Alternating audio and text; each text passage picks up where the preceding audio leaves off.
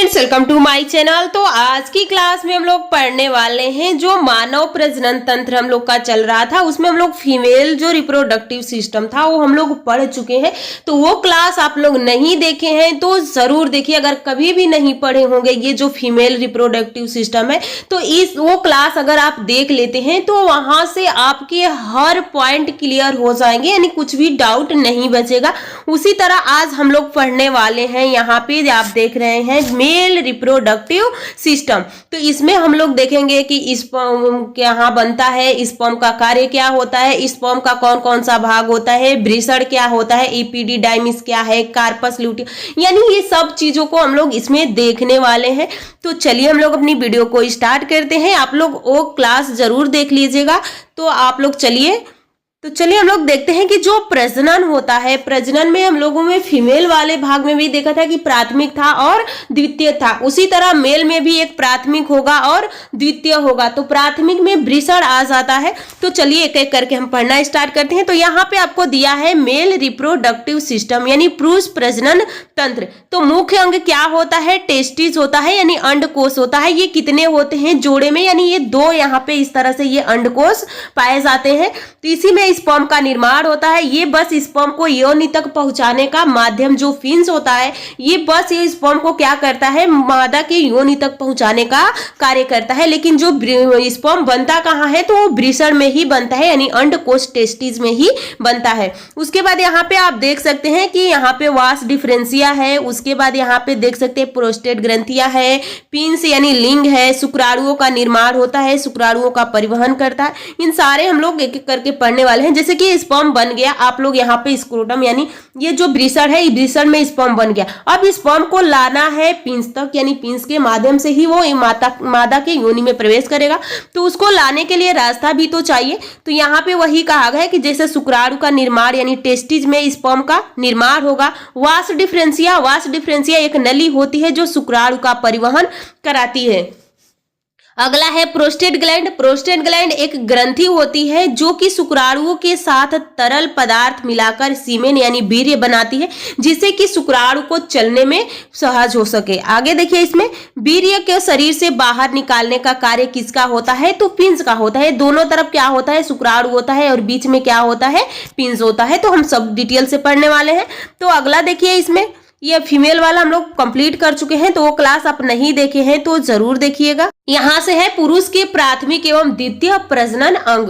तो यहाँ पे जो प्रथम प्रजनन अंग गोनेड्स होता है, तो इसके अंदर पूछ लिया जाए कि मेल का जो प्राइमरी प्रजनन अंग होता है वो कौन सा होता है, तो वहां पे अंडकोश यानी टेस्टिस होता है। और यही फीमेल में कौन हो जाता है, तो ओवरी हो जाता है यानी अंडाशय हो जाता है। अंडाशय में अंडाणुओं का निर्माण होता है यानी ओवा का निर्माण होता है। और अंडकोश यानी टेस्टिस में क्या होता है, तो यहाँ पे स्पर्म का निर्माण होता है। यहाँ पे टेस्टिस अंडकोश में देखिए, अंडकोश का क्या है, अंडकोश स्क्रोटम एक थैली जैसी यानी इस तरह से देख सकते हैं, थैली जैसी संरचना है जो पेट के बाहर होती है के अंदर स्थित होती है। यानी यहाँ पे संरचना है जो पेट के बाहर क्या होती है, स्थित होती है। यह शरीर के बाहर इसलिए होती है ताकि इनका तापमान शरीर के तापमान से 2 से 3 डिग्री सेल्सियस कम रखा जा सके। अब हमारे शरीर का तापमान कितना होता है, 37 डिग्री सेल्सियस होता है। लेकिन ये जो वृषण है इसका तापमान 2 या 3 डिग्री कम होना चाहिए।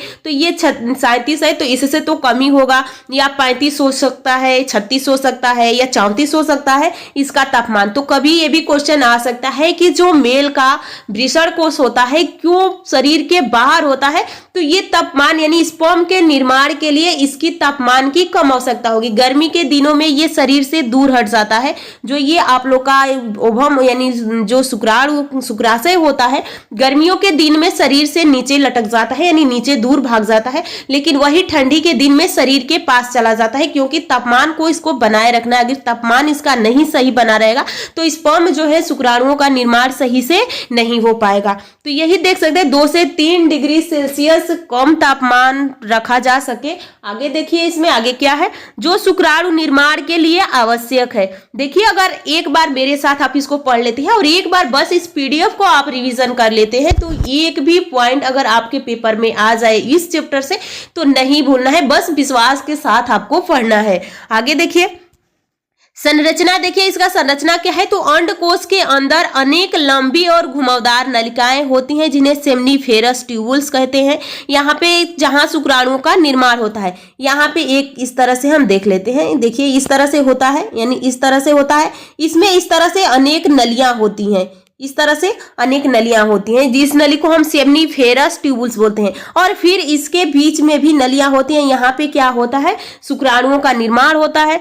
तो यहाँ का शुक्राणुओं का निर्माण होता है और इनमें सपोर्टिंग सर्टोली कोशिकाएं, यहाँ पे देख सकते हैं, यहाँ पे भीतर सर्टोली कोशिकाएं होती है जो कि स्पर्म बनाने का कार्य करती है। तो ये जो आप देख सकते हैं, ये 2 से 250 की संख्या में सेमनीफेरस ट्यूबुल्स होती हैं। और प्रत्येक सेमनीफेरस ट्यूब्स, जैसे कि ये एक सेमनीफेरस, इसमें 2 से 3 क्या होती हैं, तो सर्टोली सेल यानी जी स्पर्म बनाने की कोशिकाएं, स्पर्मेटोजेनिक सेल्स होती हैं। आगे देखिए, इसमें यहाँ पे देख सकते हैं कार्य क्या है, तो शुक्राणुओं का निर्माण यानी स्पर्मेटोजेनेसिस करती है। पुरुष यौन हार्मोन का स्राव, तो यहाँ पे आपसे पूछ लिया जाए कि पुरुष में हार्मोन्स कौन कौन से हैं, तो यहाँ पे टेस्टोस्टेरोन हो जाता है। इसका कार्य क्या होता है, तो यहाँ पे देखिए अंडकोश के बीच में पाया जाता है, इसे लेडिंग सेल्स भी कहते हैं। ये टेस्टोस्टेरोन हार्मोन्स का स्राव करता है। तो टेस्टोस्टेरोन हार्मोन स्राव कहाँ से होता है, तो ये आप लोग का टेस्टिस में से ही होता है। ये शुक्राणु को यानी शुक्राणु में बनने में निर्माण यानी सहायक होते हैं। अगला देखिए, इसमें ये इसका कार्य भी देखिए क्या है, तो पुरुष में दूसरे यौन लक्षण को विकास करना, जैसे कि मोटी आवाज। बच्चों का जब लड़के 12 से 13 साल के हो जाते हैं तो उनमें एकाएक अचानक धीरे धीरे चेंजिंग आती है, एकाएक चेंजिंग आती है, उनकी आवाजें मोटी हो जाती हैं, फेस पे बाल आने लगते हैं, बगल उनके हर को कुछ प्राइवेट अंग होते हैं उस पे बाल आने लगते हैं, उन्हीं बहुत सारे चेंजिंग उसमें भी हो जाते हैं। उसी जैसे कि लड़कियों में भी, जैसे लड़कियां 12 से 13 साल की होती हैं, 12 से 13 साल के बाद उनके स्तनों का विकास होने लगता है, उनकी आवाजें पतली होने लगती है, उनके कमर या चेस्ट का भाग चौड़ा होने लगता है। तो ये सारे दूसरे अंग, यानी ये दूसरा प्राथमिक अंग में पता होना चाहिए कि ये कौन सा होता है और द्वितीय अंग में कौन कौन सा शामिल होता है। तो वही है कि गहरी आवाज होता है, दाढ़ी मांसपेशियों का विकास होने लगता है। आगे देखिए, शुक्राणुओं को निर्माण को नियंत्रित करना, पुरुषों को काम इच्छा लिबिडो को बढ़ावा देना, पुरुष प्रजनन अंग का विकास और रख रखाव करना, ये सब किसका कार्य होता है, तो टेस्टोस्टेरोन का होता है। अगला देखिए, अगला है गौण प्रजनन अंग यानी सेकेंडरी रिप्रोडक्टिव ऑर्गन। तो इसमें सेकेंडरी रिप्रोडक्टिव ऑर्गन में क्या होगा, जितने सहयोग कर रहे हैं, जैसे कि फीमेल में भी क्या था, अंडाणु यानी ओवा तो बन रहा था, लेकिन ओवा को बनने के लिए तो बहुत सारी ग्रंथियां, बहुत सारे हार्मोन से, जैसे वहां पे था रिलैक्सिन हार्मोन, तो बच्चे के जन्म में सहयोग करता है, लेकिन वहाँ पे प्रोजेस्टेरॉन था, टेस्टोस्टेरोन था। टेस्टोस्टेरोन जैसे कि यहाँ फीमेल में है, वहाँ पे एस्ट्रोजन था। तो ये सारे हार्मोन्स, वहाँ पे एफएस था, एलएस था, ये क्या थे, ये सारे हार्मोन्स थे। तो यहाँ पे भी उसी तरह हो गया। यहाँ पे देखिए, वे अंग जो शुक्राणु के भंडारण, पोषण, परिवहन और निषेचन के लिए सहायक होते हैं, लेकिन स्वयं शुक्राणु का निर्माण नहीं करते हैं। तो शुक्राणु का निर्माण तो अब हो चुका है, यानी जैसे कि ये वृषण है, इसमें शुक्राणु का निर्माण हो चुका है। अब ये निर्माण हो चुका है, तो अब इसको पोषण चाहिए, इसको गति करने के लिए भी ऊर्जा चाहिए। तो ये सब कौन प्रदान करेगा, तो सेकेंडरी जो रिप्रोडक्टिव ऑर्गन में जो जो अंग आएंगे वो इसका सहयोग करेंगे। तो यहाँ पे देख सकते हैं, पहला है इपीडीडाइमिस। तो इपीडीडाइमिस में देखिए, अंडकोश में पीछे स्थित लंबे घुमावदार नली होती हैं। कार्य शुक्राणुओं को जमा करना, उन्हें परिपक्व मैच्योर करना होता है। वास डिफरेंशिया क्या है, तो वास डिफरेंशिया में देखिए, एपीडीडाइमिस से शुक्राणु को मूत्र मार्ग तक पहुंचाने वाली नली होती है, जो वास डिफरेंशिया होती है। वीर्य स्राव के समय शुक्राणुओं का परिवहन कराती है। वीर्य नली यानी इजैकुलेटरी डक्ट क्या होती है, तो वास डिफरेंशिया और वीर्य ग्रंथि की नली को मेल जो यानी प्रोस्टेट के माध्यम से मूत्र मार्ग में खुलता है। आगे देखिए, इसमें मूत्रमार्ग यूरेथ्रस क्या होता है, तो वीर्य सेमन और मूत्र को शरीर से बाहर निकालने वाली नली होती है। सहायक ग्रंथियां में देखिए, एसेसरी ग्लैंड क्या है, तो यहाँ पे आप देख सकते हैं कि ये ग्रंथियां वीर्य द्रव सेमिनल फ्लूइड बनाती है, जो शुक्राणुओं को पोषण, ऊर्जा और सुरक्षा देती है। यहाँ पे देख सकते हैं कि ये ग्रंथियां, यहाँ पे वीर्य सीमिनल वेसिकल्स क्या होती हैं, तो फोलिक अम्ल, फ्रेक्टोज और प्रोजेस्टिग्लैंडिन ने से भरपूर अम्लीय द्रव बनाती है। यहाँ पे देख सकते हैं, शुक्राणुओं को ऊर्जा देती है और महिला जनन मार्ग के अम्लीय वातावरण को संतुलन करती है। अगला है प्रोस्टेट ग्रंथियां। प्रोस्टेट ग्रंथियां क्या है, पतला दूधिया अभी इसको हम लोग फिगर से भी समझने वाले हैं, तो एक बार इसके बारे में आप लोग जान जाइए कि आखिर ये होता क्या है। तो आगे आगे देखिए, प्रोस्टेट ग्रंथि है तो पतला दूधिया क्षारीय द्रव बनाती है जो शुक्राणुओं को गतिशीलता बढ़ाने में सहयोग करती है। अगला है बालब्यूरोथ्रिल ग्रंथियां यानी बालब्यूरोथ्रिल ग्लैंड, कॉपर ग्लैंड भी इसको बोलते हैं। तो यहाँ पे देखिए, मूत्र मार्ग को चिकना करने वाला अस्पष्ट द्रव बनाती है जो अम्लीयता को कम करता है। यहाँ पे पिंस जो लिंग होता है ये क्या होता है, तो यहाँ पे देख सकते हैं संभोग के दौरान शुक्राणुओं को महिला जनन मार्ग में प्रवेश कराने वाला अंग होता है। यहाँ पे आप देखिए, इसको भी जैसे हमने फीमेल में पढ़ा था कि जो हाइपोथैलेमस होता है वहां से गोनोडोट्रोपिक रिलीजिंग हार्मोन निकलता है जो पीयूष ग्रंथि के अग्र भाग पे कार्य करके FSH और LH यानी फोलिकल स्टिमुलेटिंग हार्मोन और एक होता है ल्यूटेनाइजिंग हार्मोन का स्राव करता है जो कि जो ओवा होता है उसको बनने में सहयोग करता है। उसी तरह मेल में भी होता है, तो मेल में भी वही हार्मोन से जो हाइपोथैलेमस से गोनोडोट्रोपिक रिलीजिंग हार्मोन ही निकलता है जो पिट्यूटरी ग्रंथि को सक्रिय कर देता है और ये भी अग्र भाग पे ही कार्य करता है। और यहाँ पे भी देखिए वही हार्मोन है, दो महत्वपूर्ण हार्मोन निकलता है, एक LH निकलता है और एक FSH निकलता है। तो ये लेडिंग कोशिकाओं को टेस्टोस्टेरोन बनाने के लिए प्रेरित करता है, जैसे कि इस तरह से हमने देखा था यहाँ पे सेमनीफेरस नलिकाएं थी, उसके बाद बीच में ये लेडिंग यानी नलिकाएं थी जहां पे स्पर्म का निर्माण हो रहा था। यहाँ पे फोलिकल स्टिमुलेटिंग हार्मोन क्या है, तो सार्टोली कोशिकाओं को सक्रिय करता है जो शुक्राणु निर्माण में मदद करता है। टेस्टोस्टेरोन का कार्य कर देखिए, यहाँ पे मुख्य पुरुष सेक्स हार्मोन है जो पुरुष के द्वितीय लक्षणों और प्रजनन अंगों के विकास का कारण होता है। यहाँ पे देखिए इनहिबिन क्या होता है, तो सार्टोली कोशिकाओं से निकलने वाला हार्मोन जो FSH के स्राव को नियंत्रित करता है ताकि शुक्राणु का संतुलन निर्माण रहे यानी संतुलित निर्माण होता रहे। इनहिबिन का मतलब कि किसी कार्य को रोक देना, जैसे कि वहां से FSH आया, LH आया, ये शुक्राणु एक बार तो बना दिया और फिर अब कब बनाएगा उसका नियंत्रण करेगा यानी ये उसको रोकेगा और फिर जब दोबारा बनेगा तो यानी रोकने का कार्य कौन कर देता है, तो यहाँ पे आप लोग का इनहिबिन करता है। देखिए यहाँ पे आप लोग को दो फिगर दिख रहा है और फिगर में से समझिए कि कौन कहाँ पे स्थित होता है। तो पहले फिगर में देखिए आप यहाँ पे आप देख सकते हैं कि ये है आप लोग का ब्रीसड़ कोष, यानी यहाँ पे क्या है ब्रीसड़ कोष बोलते हैं। यहीं के इसी के पास काउपर ग्रंथियां होती हैं। यहाँ पे देख सकते हैं कि ये ब्रीसड़ है यानी ब्रीसड़, इसके अंदर ब्रीसड़ कोष के अंदर क्या होता है ब्रीसड़ यानी टेस्टिस होता है। उसके बाद यहाँ पे देख सकते हैं कि ये मूत्र मार्ग सीसन है, यानी ये वाला जो हिस्सा आपको दिख रहा है सीसन पिंस है, ये ब्रीसड़ नॉल है, मूत्राशय यहाँ पे देख सकते हैं इस तरह से। यहाँ पे आप देखिए प्रोस्टेट ग्रंथियां कितनी होती हैं, देखने में लगेगी कि दो है, जैसे कि इस तरह से है तो यहाँ से एक यहाँ पे आया हुआ है तो ये लगेगा कि दो है, पर कैसी कितनी होती है एक ही होती है। उसके बाद ये शुक्राशय होता है, यानी जब स्पर्म बन जाता है तो स्टोर कहाँ पे होता है शुक्राशय में होता है। अगला फिगर देखिए, इस फिगर में ज्यादा ही आप लोग को अच्छे से समझ में आ जाएगा। तो देखिए यहाँ पे आप देख सकते हैं जो ये अनुप्रस्थ काट आपको दिख रहा है ये किसका है ब्रीसड़ का है। तो ये ब्रीसड़ पिंडक कहलाते हैं, इसके अंदर ये देख रहे हैं इस तरह से संरचनाएं हैं। फिर ब्रीसड़ जाल होती है, शुक्रवाहिकाएं होती हैं और अधिब्रीसड़, ब्रीसड़ के ऊपर यहाँ पे आप देखिए ये जो ब्रीसड़ है इस तरह से, और यही जो ब्रीसड़ के ऊपर इतनी इस तरह से दिख रहा है ये क्या है अधिब्रीसड़ है।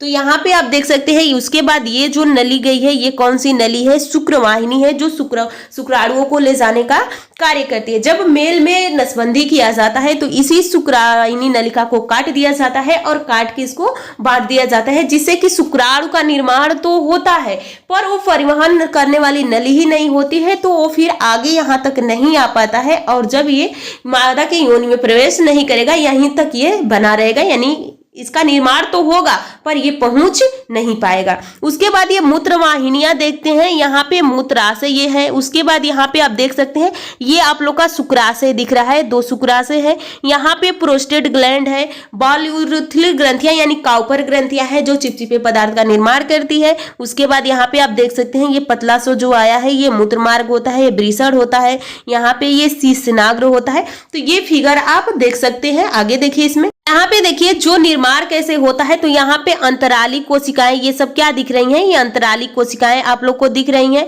इसके बीच में क्या है ये सब सार्टोली कोशिकाएं दिख रही हैं और यही सार्टोली कोशिकाएं शुक्र जनन कोशिकाएं होती है। देखिए अनेक शुक्राणुओं का निर्माण हो चुका है, यानी ये शुक्राणु बन के तैयार हो चुके हैं।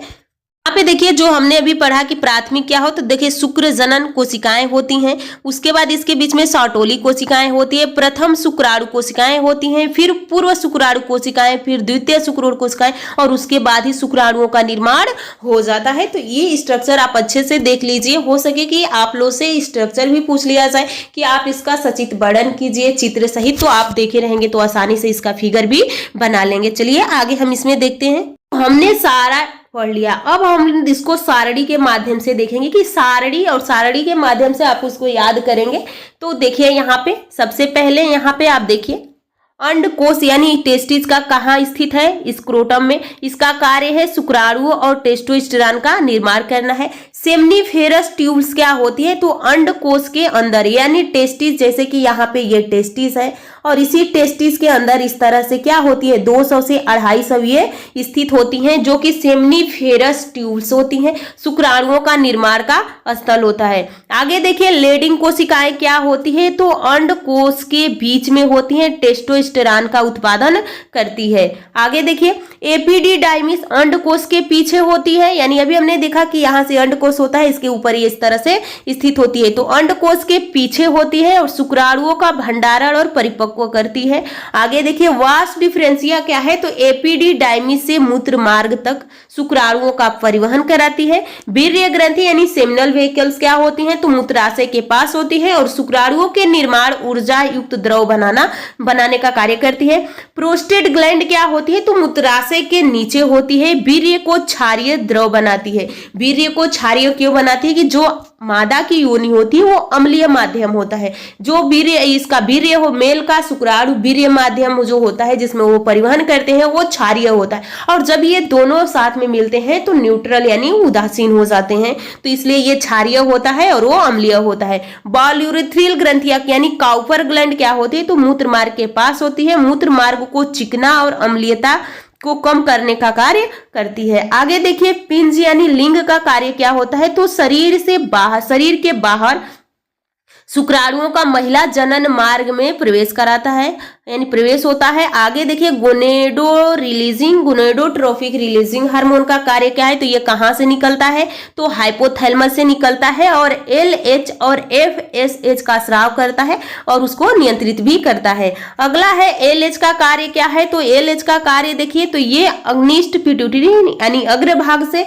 टेस्टोस्टेरॉन उत्पादन के लिए लेडिंग कोशिकाओं को सक्रिय कर देता है, और यहाँ पे SH क्या है, ये भी अग्रभाग पे ही कार्य करता है पीयूष के, और शुक्राणु निर्माण में मदद करता है। अगला है टेस्टोस्टेरॉन, तो टेस्टोस्टेरॉन लेडिंग कोशिकाओं पर पुरुष द्वितीय लक्षण शुक्राणुओं का निर्माण कराता है। इनहिबिन क्या है, तो सार्टोली कोशिकाएं में स्थित होता है और ये FS के स्राव को रोकना ताकि संतुलित शुक्राणु का निर्माण होता रहे। यहाँ पे ये सारा आप देख सकते हैं। यहाँ पे देखिए पुरुष प्रजनन तंत्र की क्रियाविधि मुख्य रूप से हार्मोन्स के नियंत्रण में होता है। हाइपोथैलेमस से गोनेडोट्रोपिन रिलीजिंग हार्मोन होता है जो पिट्यूटरी ग्लैंड के LH ल्यूटिनाइजिंग हार्मोन और FS फोलिकल स्टिमुलेटिंग हार्मोन छोड़ने के लिए प्रेरित करता है। यहाँ पे आप देख सकते हैं क्या बोला है कि जो LH टेस्टिस में टेस्टोस्टेरॉन पुरुष हार्मोन के उत्पादन को बढ़ावा देता है और FS